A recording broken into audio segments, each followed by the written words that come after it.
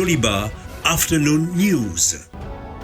Sensibiliser les étudiants sur les différentes formes de violence à l'égard des femmes et des filles, tel est le but de la conférence initiée par Spotlight. La cérémonie de lancement de la deuxième édition de la campagne Stronger Together s'est tenue ce jeudi à Bamako.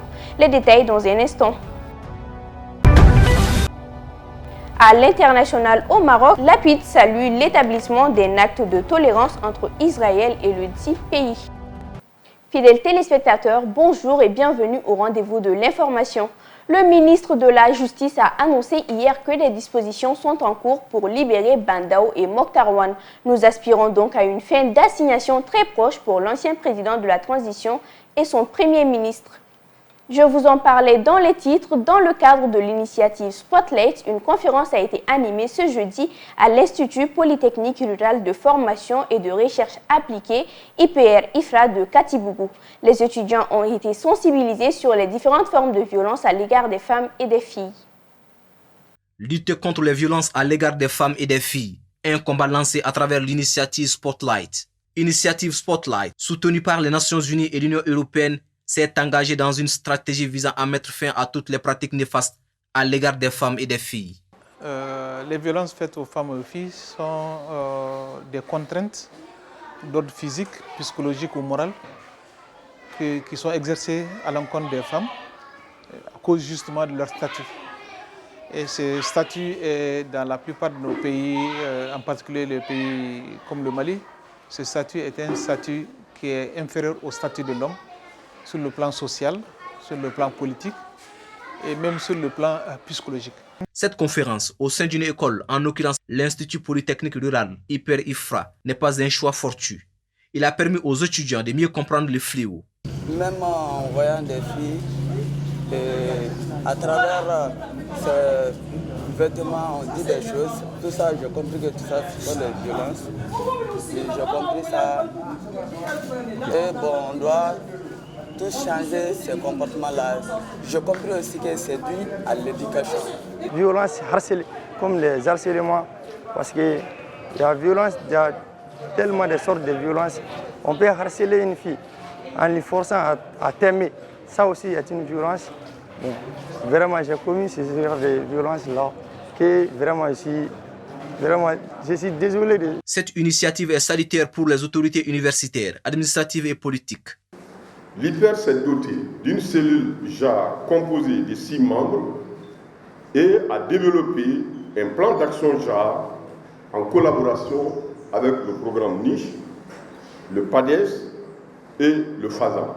Que les questions de JAR, des droits des femmes et des filles, sont des questions humaines et de société, et non des questions spécifiquement féminines. Le rappeur Milmo Sahel a également agrémenté la cérémonie avec des chansons en hommage aux femmes. L'artiste père de 3 filles s'est dit engagé à jamais pour la défense de la cause des femmes et des filles. Le même combat, moi je suis engagé à jamais. Depuis tout petit, comme je l'ai dit, mes sœurs ont été données comme ça très tôt en mariage. Donc c'était un choix pour moi. Un rêve du futur qui s'est réalisé. J'ai chanté pour la cause des femmes. Programmée pour 3 ans, l'initiative Spotlight est déjà à sa 2e année.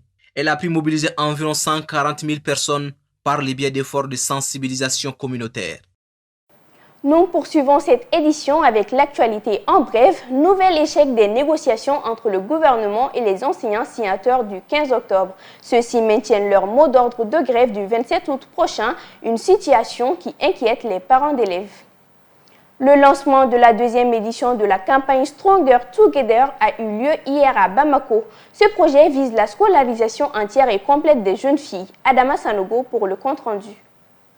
Financé à hauteur de 300 millions de francs CFA, Stronger Together vise plusieurs objectifs, notamment soutenir l'autonomisation des filles et des femmes à travers la scolarisation et le maintien des filles à l'école, l'accès aux opportunités économiques et aux soins de santé sexuelle et reproductive.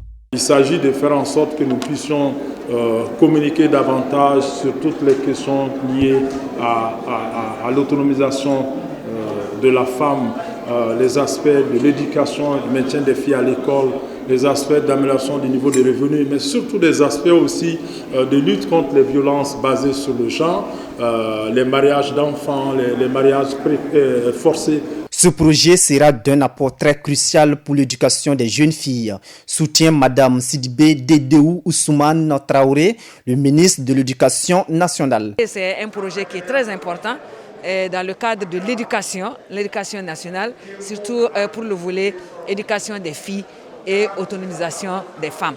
La campagne Stronger Together est une initiative du projet Autonomisation des femmes et dividendes démographiques au Sahel, un projet qui a déjà un bilan positif en ce qui concerne la scolarisation des jeunes filles.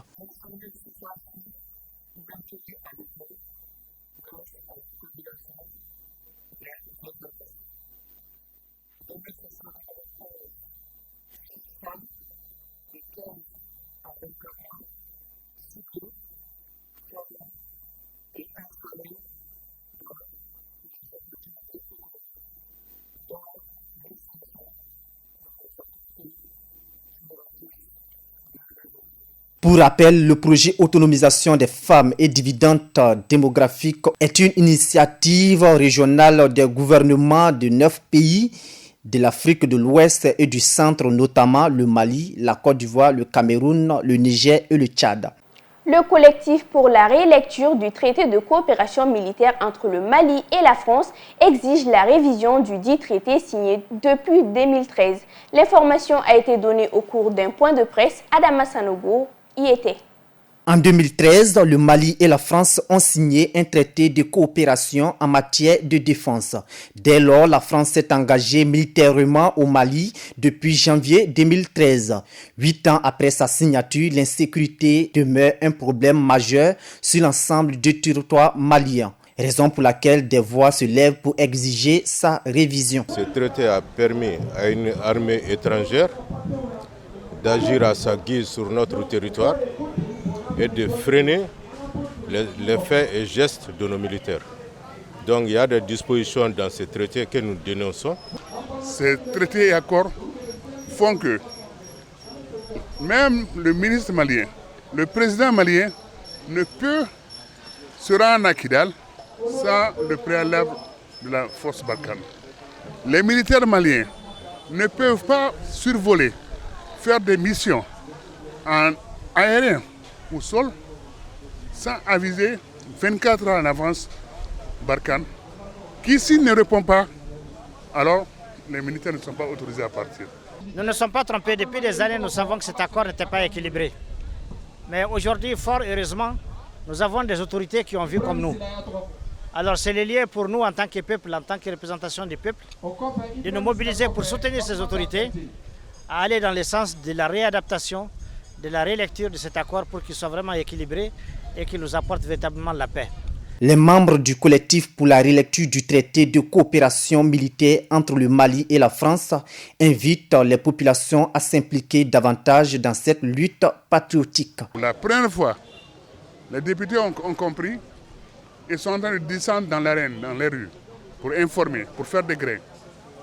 Et je pense que les Maliens doivent le comprendre et doivent prendre leurs responsabilités et se mobiliser autour de leur chef d'État pour défendre la nation, parce que la nation est en péril.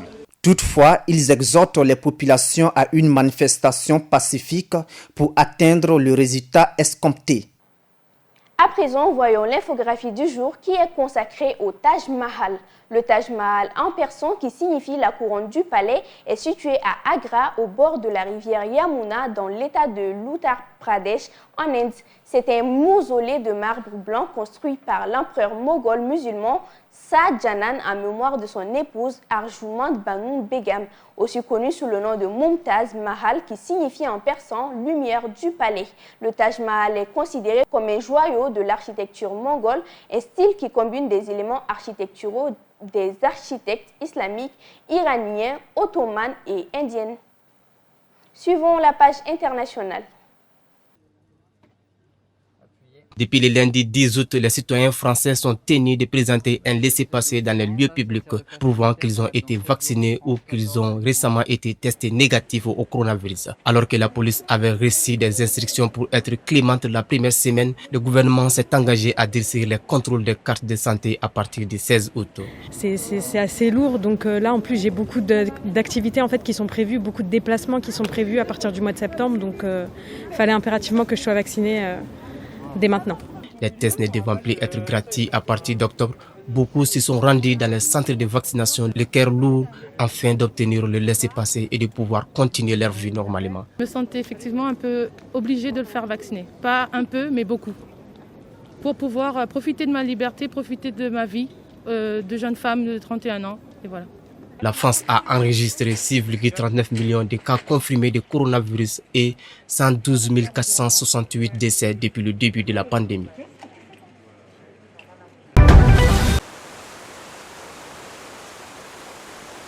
L'espoir de retrouver des survivants des pires inondations qu'a connues la Turquie depuis des années s'est estompé ce samedi 14 août. Les inondations de la région nord de la mer Noire ont été la deuxième catastrophe naturelle à frapper le pays ces mois-ci. 34 personnes sont mortes à la suite d'inondations dans le district de Kastamonu. 6 autres personnes sont mortes à Sinop, a annoncé la direction de la gestion des catastrophes et des urgences à Fado. Dans un bâtiment effondré le long des rives de la rivière en crue, 10 personnes étaient toujours enterrées. Le crue rapide semblait avoir emporté les fondations de plusieurs autres immeubles d'habitation. Les proches des disparus, désespérés à la recherche de nouvelles, se trouvaient à proximité. Les inondations ont semé le chaos dans les provinces du Nord au moment où les autorités déclaraient que les incendies des forêts qui faisaient rage dans les régions côtières du Sud pendant 2 semaines avaient été maîtrisés. Environ 45 cm de pluie sont tombés en moins de 3 jours dans un village près de Boscourto. Des torrents d'eau ont jeté des dizaines de voitures et des tas de débris le long des rues, détruit des ponts, fermé des routes et coupé l'électricité de centaines de villages.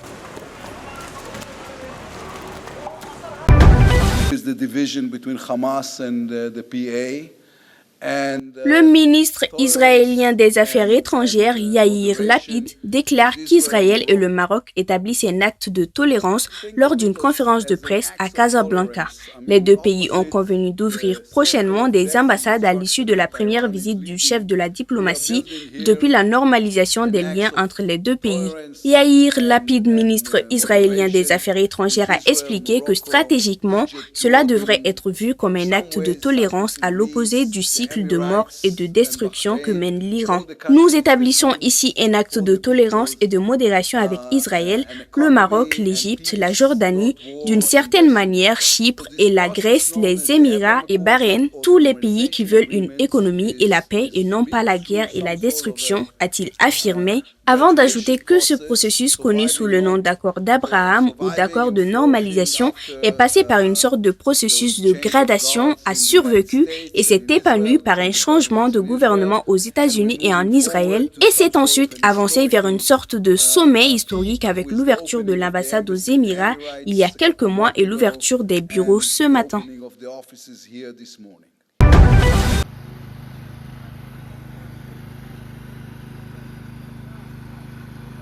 Au moins 2 personnes ont été tuées et 16 autres blessées dans une explosion à l'intérieur d'un bus dans l'ouest de la Russie. D'après les autorités locales, il n'y a pour le moment aucune indication d'une attaque terroriste. C'est la fin de cette édition. Merci à vous de l'avoir suivi. À très bientôt sur Joliba TV News.